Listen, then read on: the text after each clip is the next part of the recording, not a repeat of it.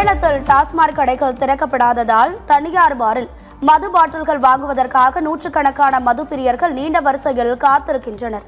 இது தொடர்பான கூடுதல் தகவல்களை நமது செய்தியாளர் ஆனந்த் வழங்கிட கேட்கலாம்.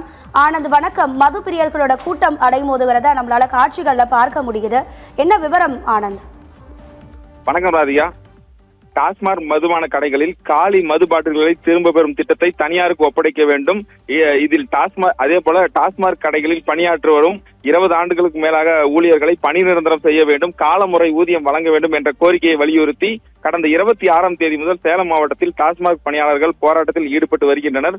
சேலம் மாவட்டத்தில் உள்ள 177 கடைகளும் மூடப்பட்டுள்ளது. 3வது நாளான இன்றும் டாஸ்மாக் பணியாளர்கள் பணிக்கு செல்லாமல் போராட்டத்தை தொடர்ந்து நடத்தி வருகின்றனர். இதனால் இன்று சேலம் மாவட்டத்தில் உள்ள அனைத்து மதுபான கடைகளும் மூடப்பட்டுள்ளது. நாள் ஒன்றுக்கு 6 கோடி ரூபாய் வரை விற்பனை சேலம் மாவட்டத்தில் நடைபெற்று வரும். தற்பொழுது 3வது நாளாக இன்றைய தினம் வரை 15 கோடி ரூபாய்க்கு மேல் வருவாய் இழப்பும் ஏற்பட்டுள்ளது.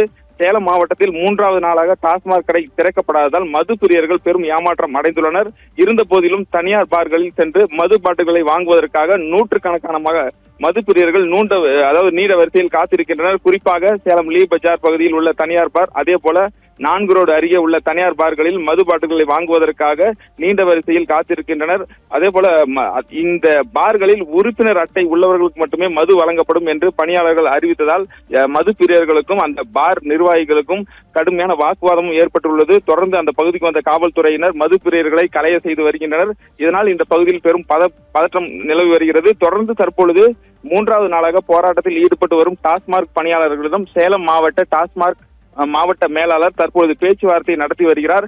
பேச்சுவார்த்தையில் முடிவு எட்டப்படும் பட்சத்தில் மீண்டும் நாளை முதல் கடைகள் திறக்கப்படலாம் என்றும் எதிர்பார்க்கப்படுகிறது. தற்பொழுது வரை 3வது நாளாக போராட்டத்தில் ஈடுபட்டு வருவதால் இந்த தனியார் பார்களில் மது பிரியர்களின் கூட்டம் அலைமோதி காணப்பட்டு வருகிறது. இதனை பயன்படுத்தி ஒரு சிலர் சட்டவிரோதமான மது விற்பனையிலும் ஈடுபட்டு வருகின்றனர். ராதிகா.